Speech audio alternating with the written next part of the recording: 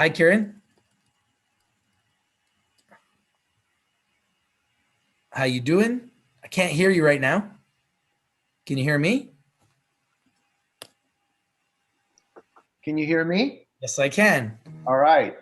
How you doing? I'm doing well. Very good. We're already live, and we've got an audience that's been eagerly waiting to hear from you. Excellent. And I'm really excited to speak to you. There's been a lot of big news since we've talked last. Wow. Yeah, that's true. And a lot more to come, hopefully. Yeah. And you guys are raising money, $7 million. Congratulations. We finished it. Done. Oh, you already did. Done. Look at that. Finished. Done. $7 million just like that. Yeah. And now you've announced record sales for November. So I'll let you explain what's going on. So much news. Okay. So first of all, what's really interesting about Halo is when you look at Halo, you got three businesses. You got Halo North America, which is Oregon, which when Winberry completes per BDS will be #1 in the state. And we're looking at some other sort of deals like Winberry. So Winberry is what? 12 million of revenue, positive EBITDA, positive PAT for 7 million of stock. So, that to me is a great deal, 7 million of stock. And we pick up some great management. And we're looking at some other deals also in Oregon to consolidate our position. So like True Relief is #1 in Florida, we're #1 in Oregon. And Oregon's a top 5 state, and people don't give it the love that it deserves, and it's been rocking.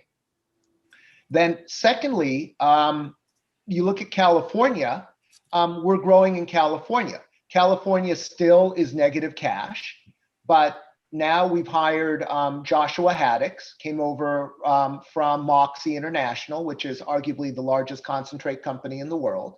He's our SVP of Ops, because Andreas has moved overseas, and he's upgrading everything. So California, we hope will start throwing off positive cash flow in Q1. For instance, we're doing stuff there. We're looking at technology to acquire. We're looking at getting into what's known as mechanical extraction, which is really hot, which is the hash is starting to get hot again, bubble hash. The rosinated hash or the rosin hash on the high end.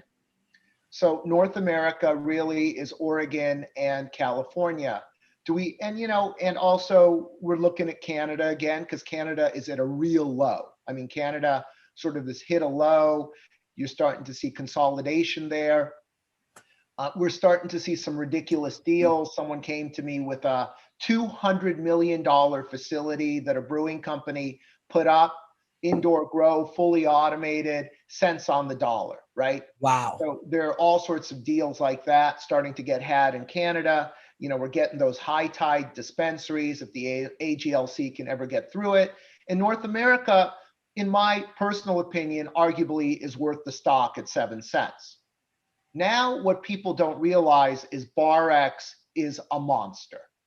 BarX is the largest grow north of San Francisco in the history of the triangle, right? We raised $6.5 million in 2 weeks for it to buy the land. Licenses are coming up. That's 60 acres of outdoor, 20 acres of forced air greenhouse within the next 2 years. And our target is to get our first autos in April 1st. Wow. So now, is this what you raised the 7 million for? No, the 7 million is really for North America, with a little bit going internationally. Now, if you look at BarX, we were comping BarX out alone, okay? BarX alone on a comp basis, right? If you go look at other huge cultivators, I mean, it's an enormous cultivator, right? And there isn't a larger grow in California, in Oregon, or in Washington, or for that matter, even in BC, even the ones out in the Okanagan going up. And California, as we know, has, sells the weed selling at a higher price than anywhere else, the cannabis. And there we had a little humility as a company. And instead of saying, look, we can do it on our own, even though we're a large cultivator, we went with Green Matter, right? And Jed and Joe own 20% of Connected. They already have 20 acres up. they're monster growers. And so they have the labor, they have the team, and Jed Morris is living on site at Bar X to get it done. That has an intrinsic value, and I'll let people do their own comps. A loan of 300 million USD if executed. Wow. So let's say hypothetically, you discount it down to 150 million, and say Halo owns 50% of it. Say that it owns 40%. It's worth more than where our stock's trading at today. So people say, well, why do you take your comp in shares? Why are you constantly, I don't sell, because I know what's coming with that intrinsic value. Then on the third part of it, you got international. Now you got Andreas and Louisa there. Andreas is down there with Gordy, our top grower. We're building out more grow there. We're eminently getting GACP. You got CanMart, and you got an integrated, and with MedCan in Malta, you got an integrated seed to sale international distribution, right? I know there are other companies out there doing it, and that's great. But arguably, again, we have a very large grow, and we're actually producing clean, tested material, right? So, besides maybe Chiron, maybe you take the value of Chiron, you impute it into that, you got another $100 million of value. So there's a lot of what I call intrinsic value in Halo. Now, do you got a balance sheet burdened with senior debt? No. You got a convert due of 7 million to 8 million US, which was 20 million to start, due in 2020. You got cash in the bank. And so now the critical thing is to unlock the intrinsic value of Bar X and unlock the intrinsic value of the international business. And Halo, in an interesting way, sort of becomes a holding company. So it has a North American business, and it's, I would say for the North American business, yeah, it's at a discount, but intrinsically the North American business is probably worth that 70 to 100 million bucks, right? But then you got two other huge businesses under Halo. So to me, and now you got a great executive team. You got Joshua, as we've said, Dustin coming out. And, for me, I wish I wasn't on hold again because, as you see, I'm a buyer of the stock when I can be a buyer of the stock.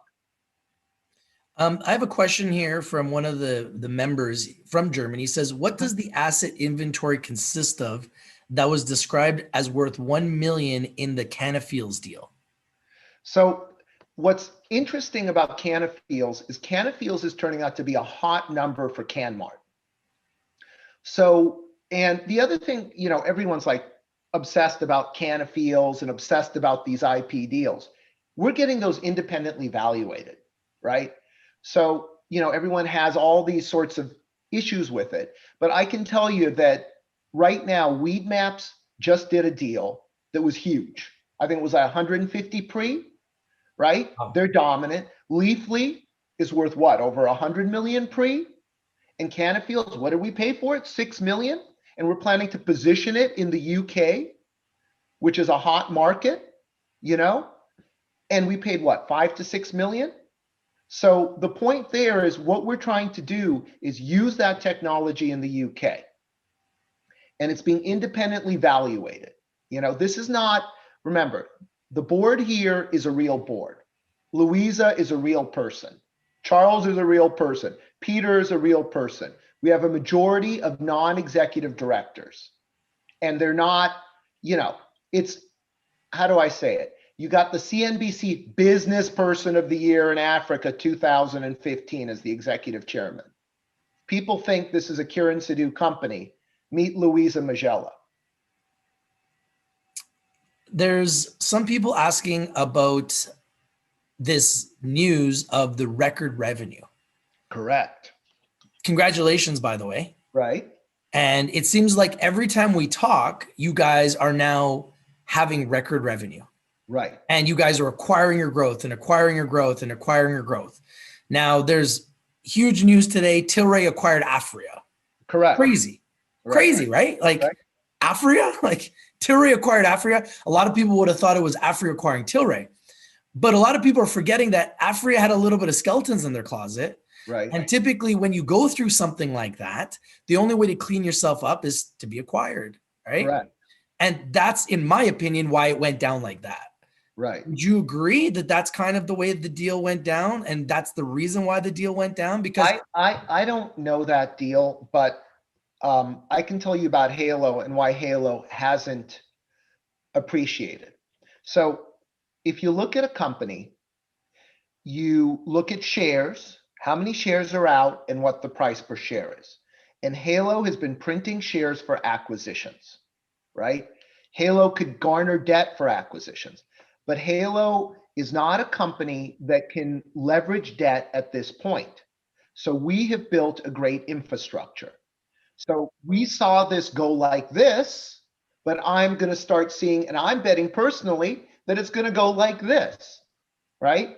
So, and I've said this on my Twitter feed and other feeds, that clearly what we did when we did it, when the vape crisis hit, was to come out on the other side stronger. And there are only a handful of companies really that have come out on the other side stronger. And if you look at our balance sheet, it remains incredibly strong.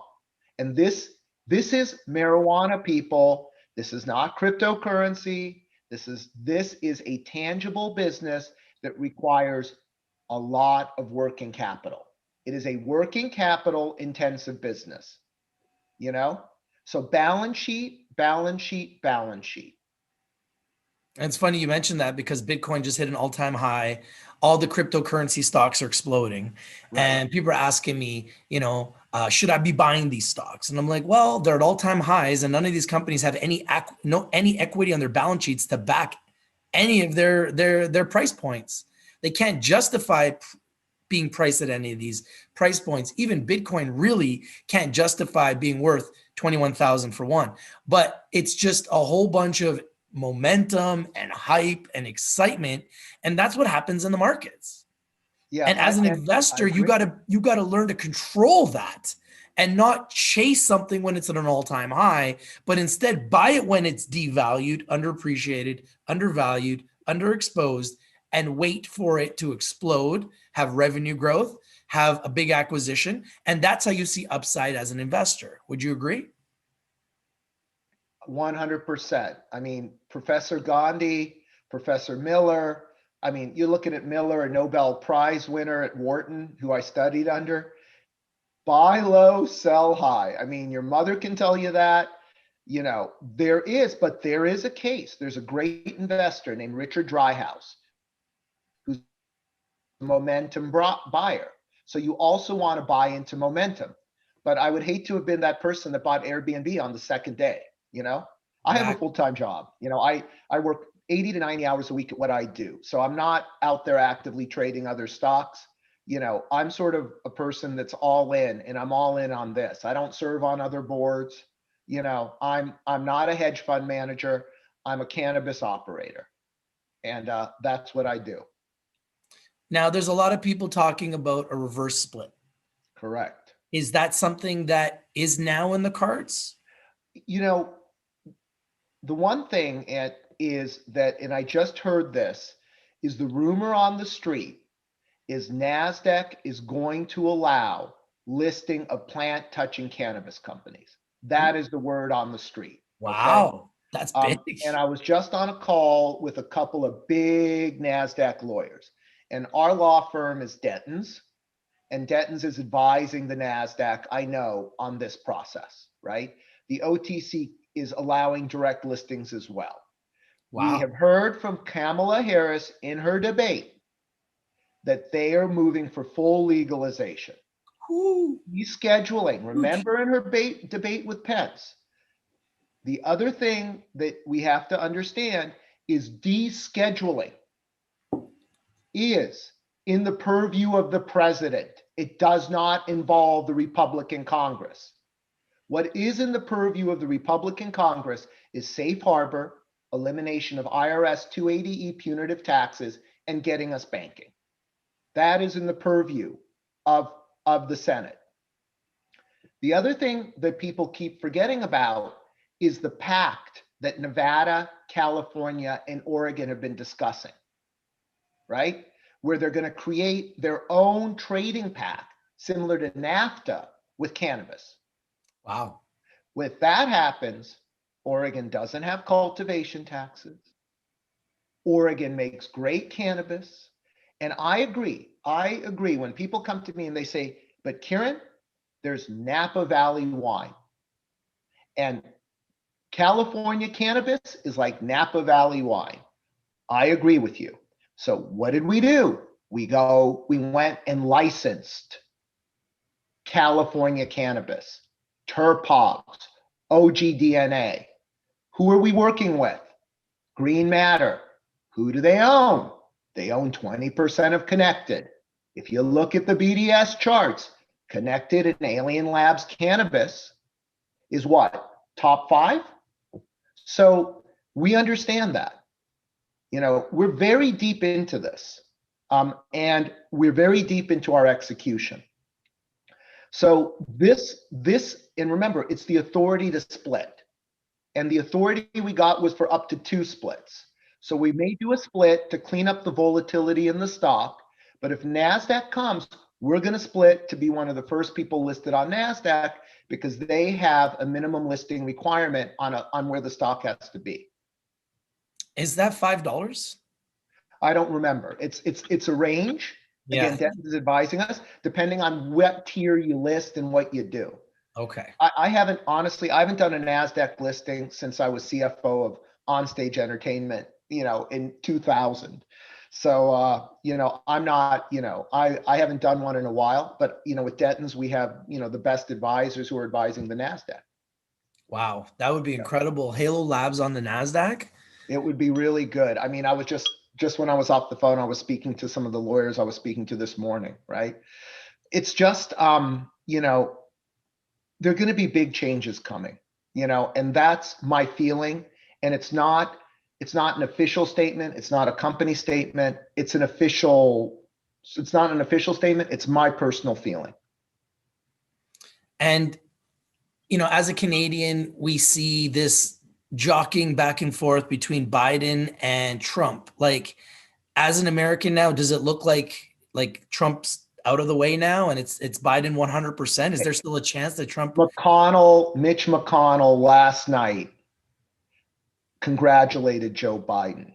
So it's pretty much, I think it's 95% there. Look, if McConnell broke rank, right? Yeah, that's a big deal. And even Putin.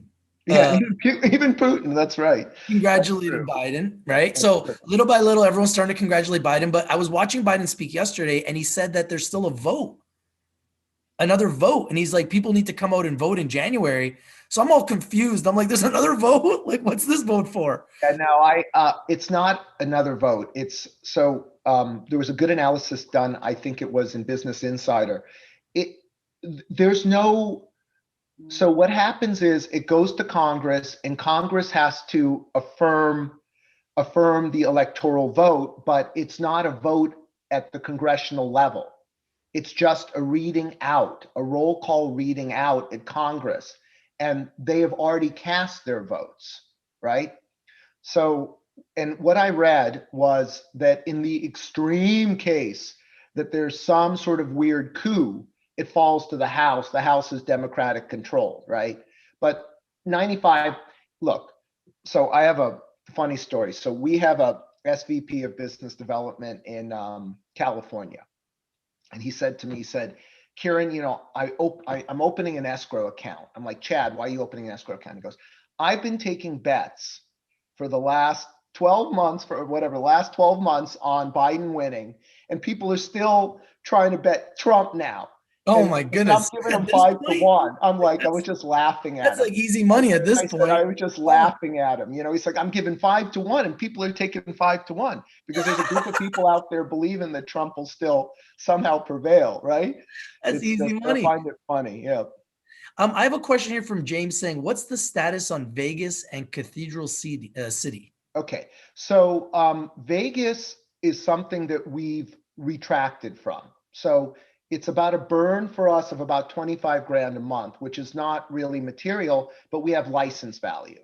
So we're looking at doing some with the license value, and it's not really a focus for us. And the way we view Vegas is they're the haves and the have-nots. And the haves are people like Air Strategy, Planet 13, C21, all great companies, okay? And why they're haves is because they're completely integrated. And Vegas in Nevada is a limited license state. We have a cultivation license and we have a production license, but we don't have dispensaries. So the dispensary guys trade among each other, right? So a lot of those guys are vertically integrated or vertically integrating, and they trade. And so for us, we need a compelling argument for them to buy from us. And we have not developed, as a company, sometimes you win, sometimes you lose. And there we haven't developed a compelling argument. And so I would rather focus on Bar X, which is a massive grow. I would rather focus on California and getting that to positive cash flow and consolidating Oregon than running off to another state. I mean, we got enough on our plates. And the other thing is, you said there's a lot of consolidation going on. And just today, I'm looking, I'm on my computer. I hit no, no, no, right? Everyone's like, are you interested? And no, no, no, right? So I keep hitting no, no, no, because it ain't right yet. I want to get Winberry under the belt. I want to get Josh some of the technology he wants. I want to get California positive cash flow. And then maybe let's talk, right?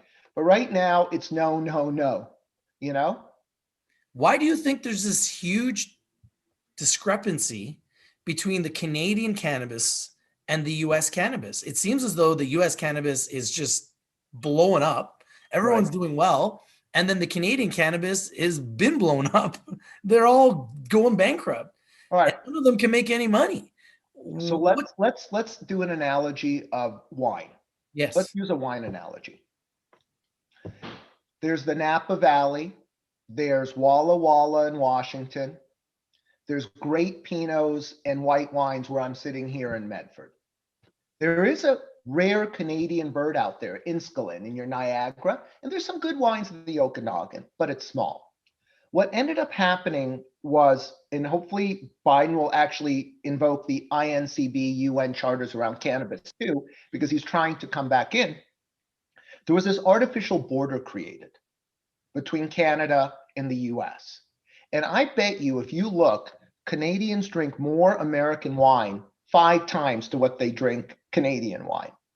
The only reason Canadians smoke Canadian cannabis is because they have to, right? If they could smoke cannabis, they would either smoke their BC bud, right? Or they would smoke what's coming out of Oregon and California. And so that's an artificial thing. Then these massive plants went up.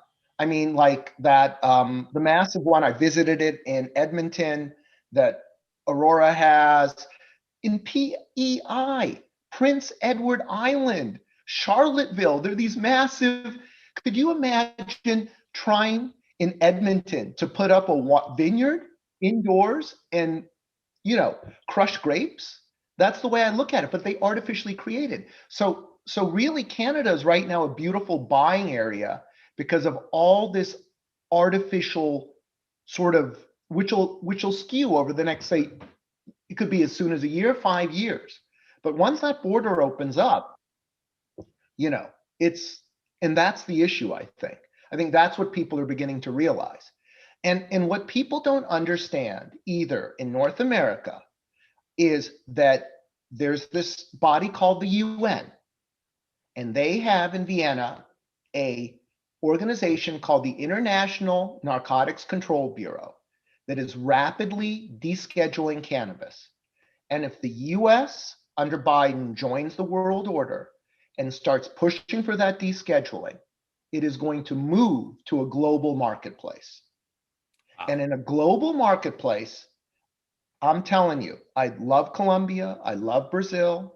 Colombia has its own issues, but Lesotho is gorgeous. California, the triangle is, again, well positioned. So here's an argument, Rich.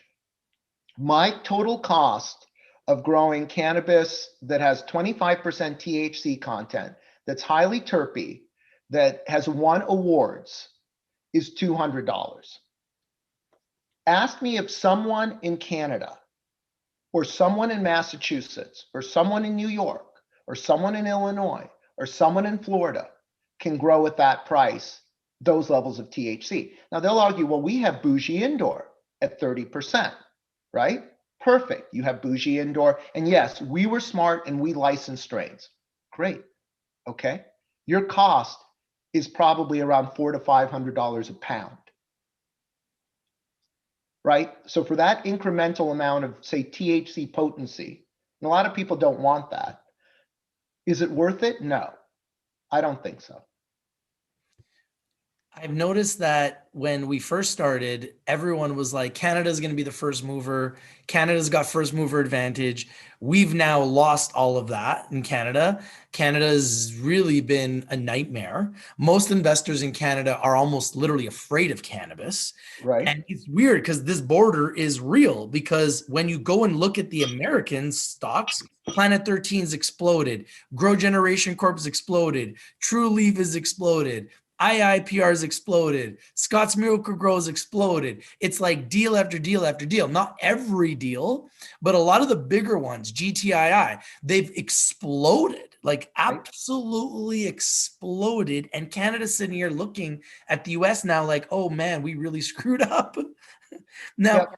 what does that look like for the future of Canadian cannabis? If there is even going to be a future, are all the Americans just going to come and start picking up all these assets? Because it looks kind of like that's what's going to have to happen. You know, it's you got to do supply and demand analysis, right?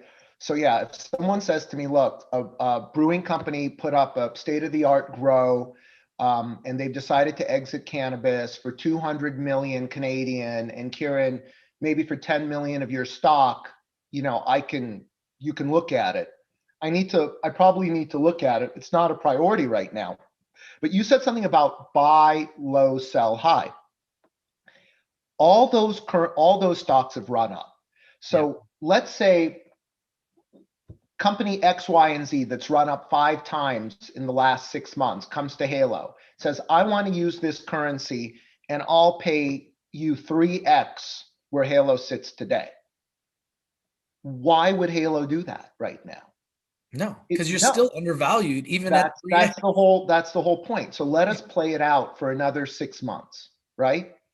Right. Let us play it out, because you know, as I say, we have room to grow. So let us grow, and you know, someone's going to want Oregon. Someone's going to want that base in Ukiah one day. And you know, whatever we can do to unlock shareholder value, we're going to do, because we're shareholders first and foremost.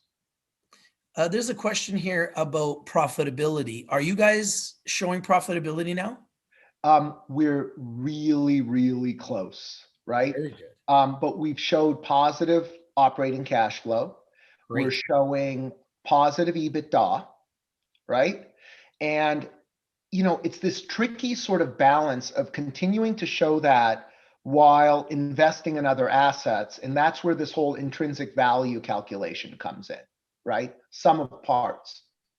So so there's a large MSO. There are 2 large MSOs. One publicly known, Acreage, is divesting their Oregon assets, right? There are a few others that are saying, look, Oregon was too competitive. We got to get out of it. So I look at those assets, and under NDA, I can't disclose who, but they're big, large MSO. Look, you guys have done great in Oregon. Can you look at these assets? We look at these assets, and these assets bleed. They bleed. Scary. But the issue is that when you look at it again, if those grows were our grows, how much would we make from them? So what is the asset value? What is the value of the land? What is the value of the asset with Halo? And that's the way we have to look at it. Because even though we're a small fish relative to the other guys, in Oregon, we're a big fish. We're soon, hopefully, you know, by the end of the month, going to be the biggest. And that is really, that's the way we have to look at it. Let's focus on where we're good and execute. Let's not go to Illinois and try to compete with GTI. Let's not go to,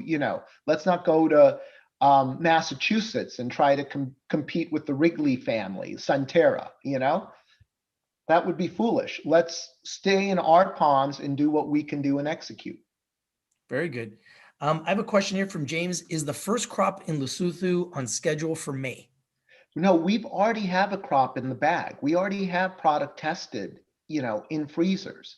We've produced product in Lesotho, and that is in our press releases. The issue is we need GACP certification to deal with it. And just to level with everyone, you know what the issue is on GACP certification for us? Steel. There isn't enough steel in South Africa due to COVID to complete infrastructure to get the stamp. Everything else is done, right? And with these vaccines coming, everything coming, COVID has dramatically benefited us in Oregon and has had benefit in California. It's been as much of a pain overseas, right? So these are the sorts of things, as a CEO, I deal with every day. Where Andreas is over there saying, Kieran, like, Andreas, why isn't the infrastructure up? Kieran, we can't get steel. Why can't you get steel? Pay double. Kieran, we can't get steel at any price. There's no steel to be had right now. Okay, I get you. When can we get steel? Well, if we put a deposit down, we can get steel towards the end of Jan. Okay, get the steel. But keep the hoops up. It's an unprecedented time in history. I mean, right. There's different rules in every country, different travel rules. My sister lives in the Cayman Islands. They have no COVID there.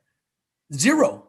Right. Nobody changing life. Nobody's wearing a mask. Small island, but they don't have COVID there. If you go to the Cayman Islands, you have to wear an ankle bracelet so they can track you, right? Because they want to protect the entire island from getting COVID. It's just wild how the world has had to adapt so quickly to this virus. And I don't know if we're living well with it yet. Clearly we're not. Some people are dealing with it better than others. Obviously, America is really going through it in a really rough way right now. Oh, it's horrible. I mean, I had it, in June. It was brutal. I was in ICU for 3 or 4 days. And no, it is not a pleasant experience. And I'm glad that the vaccine is there. They say the Moderna vaccine is now coming Friday. No, I mean, and that is an amazing story. I mean, I read that Wall Street Journal article that'll probably win a Pulitzer Prize on how, and it's a good learning lesson for, let's call it a junior listed CEO, to see what the Pfizer CEO did there, where, and I love this saying where he said, sometimes you shoot for the stars, and every once in a while you get to the moon. And on that rare occasion, you hit the stars, right?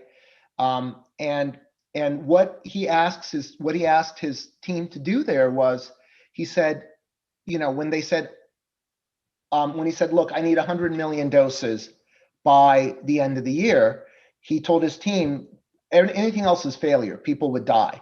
And now, if he gets 50 million doses, it's still a miracle. He's still in the stars. So it's a fascinating, it's just a good learning lesson. I always love to learn from mentors and people more senior to me. And that's a great story of perseverance. It's been a crazy ride. 2020 has been a year like no other. And I have a feeling that 2021 is going to have just as many surprises. I don't know why, but I have a feeling that this is going to be a big year for so many people. I know for us, it's been a huge year for us and our community. We've really had enormous growth. You guys have had enormous growth. Despite the COVID-19 pandemic, many companies have done incredibly well. I mean, we've seen Tesla just continue. We've seen Apple continue. We've seen you guys go out there and continue to grow. We've seen many success stories through this really tough time. Companies like Amazon are, doing better than ever. People are at home right now more than ever doing all their Christmas shopping. People aren't going to malls. So the world is changing. The world is evolving. The world is adapting to this COVID-19. and we're going into 2021, and hopefully the narrative will be changed in a year where we won't have to even talk about COVID-19. Hopefully we can get past it and go back to normalcy. You think that that's possible? Uh, what's interesting again there is that Fauci said that there won't be normalcy until early winter, late fall. He Okay, said, so maybe, till yeah. everyone, strap in, you got this, you're still going to have issues, for some time. Yeah. And it is what it is. I mean, someone asked about Cathedral City, and Cathedral City being a small unit space wise, when COVID hits there, it hits, right? So whereas, COVID is hit in every one of our facilities, and being a public company, we manage through it. Have we had a material issue with it? No, right? If we did, we'd have to tell the market. Has it affected our earnings? No. But what I've been telling my staff is we have three keys to success in this environment: capital, which we're good with; people, hire more people than you could ever think we could imagine. And we've learned as we all start going, as everyone starts getting hit with COVID, people will still get hit. These vaccines aren't going to, it's not like one day they spray a plane in the vaccine. It's 2 vaccines over this much time. And the third thing, and someone just sent me an email, an investor, is biomass. One of the biggest things that we have to do as a company is more biomass. So we have to continue to acquire biomass on the open market or put up more farms. That's why BarX is such a critical, everyone's saying, my God, you're going to tilt the whole California market. 60 acres, you're looking at $250 million of cannabis next year. But then we've done the analytics on BDS. I mean, the California market for cannabis is ginormous. It's much bigger than that. It's still fragmented. And then if there's actually a pact among these 3 states, or there's actually, God forbid, interstate commerce, then the Napa Valley analogy comes true.